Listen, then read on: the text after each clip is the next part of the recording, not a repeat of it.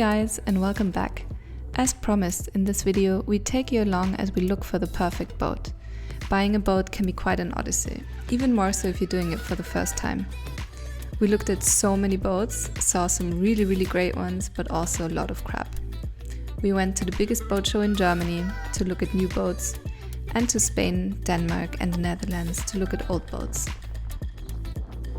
It wasn't easy to keep track of what we liked and disliked, and which boat ticked which box, so we ran around with a list that later became a folder. How very German of us.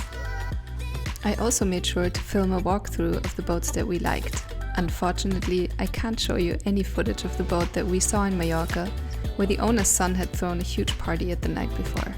It reeked of alcohol and cigarettes, and it was just a general mess.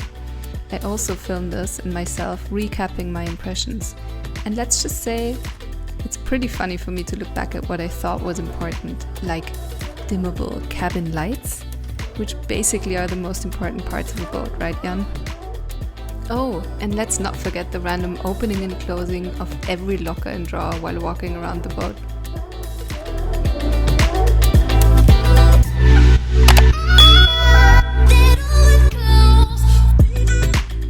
The very first boat that we looked at was a Hallberg Rassy 53 in Valencia.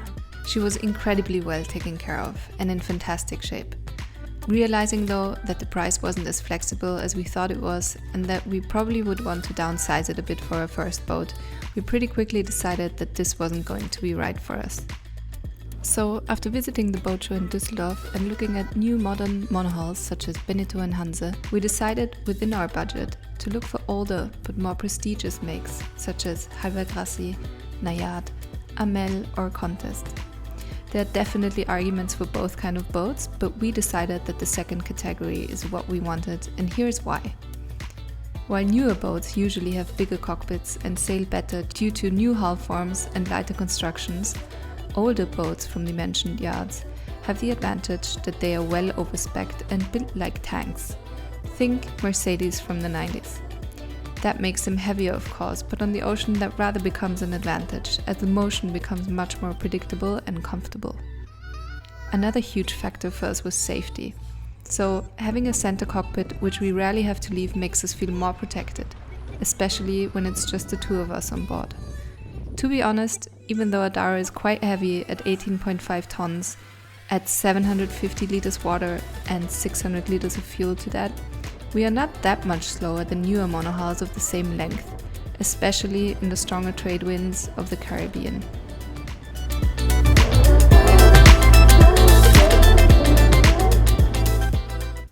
Furthermore, the build quality of these older boats is just fantastic.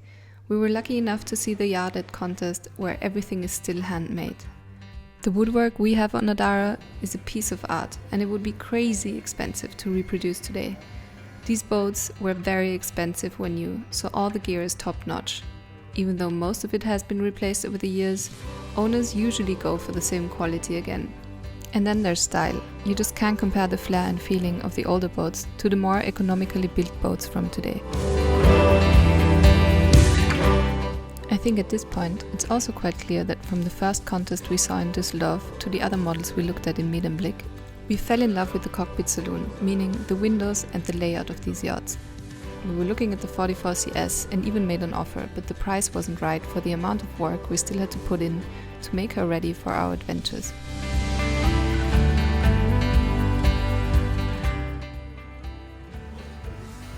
Ein kleiner Barschrank. I like it.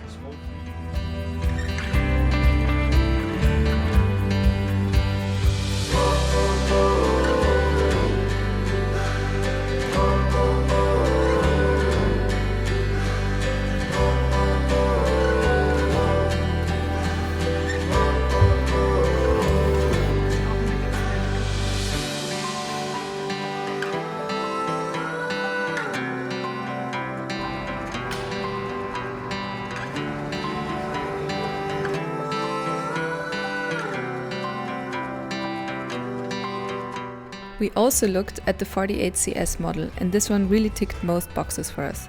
However, the one we looked at in Medemblik didn't have a water maker, it had no solar, no davits, no matter how hard we looked, we couldn't find any of it. Seriously, I don't know what we were looking for, but believe it or not, it already came in pretty handy to have this footage and to compare the builders of this boat to ours. And yes, on an especially rolly night on anchor in Ibiza in the summer of 2021, we actually did sleep in those bunk beds.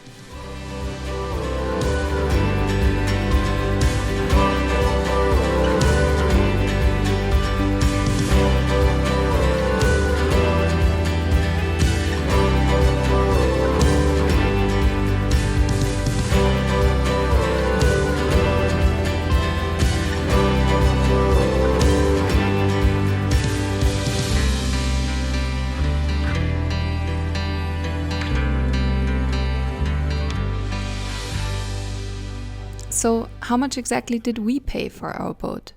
Obviously, this is our favorite question. And it might be the wrong one to ask. If you really want to fulfill your dream, then the only thing that matters and the very first thing that you have to set for yourself is your budget. I think this is the most decisive factor, and it will give you a good idea on what you can get for your money. This might seem easier than it actually is, because comparing boats can get very confusing very quickly once you go into the specifications and consider all the different options some boats have and some don't.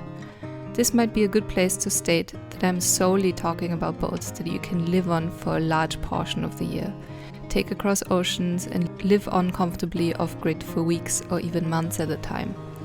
The decision-making progress becomes completely different if you're looking for a boat to spend your holidays on, in the Mediterranean, for example.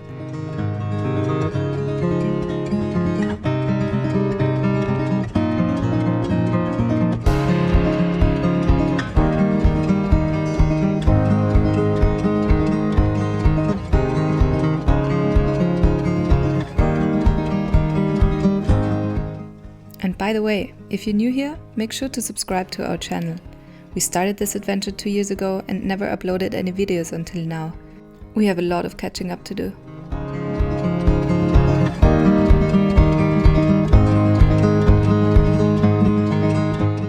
So, what did we learn from our experience?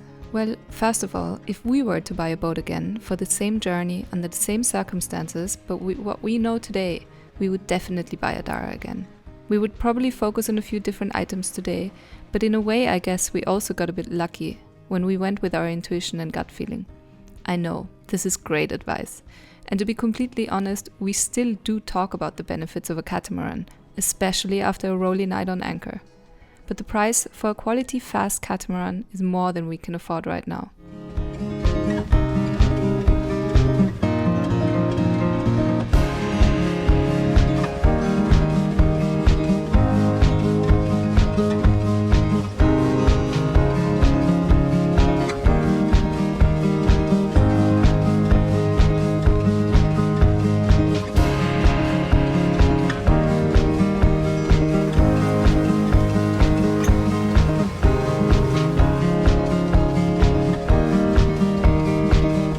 Also talked to our cruiser friends about their boats and how they decided on the right boat. Stories vary a lot, but what everybody has in common is that budget mostly constrains you to a certain category. From there, you can then decide to look at newer or older boats, and at a certain point, speed, meaning quicker passages, also becomes a thing to consider.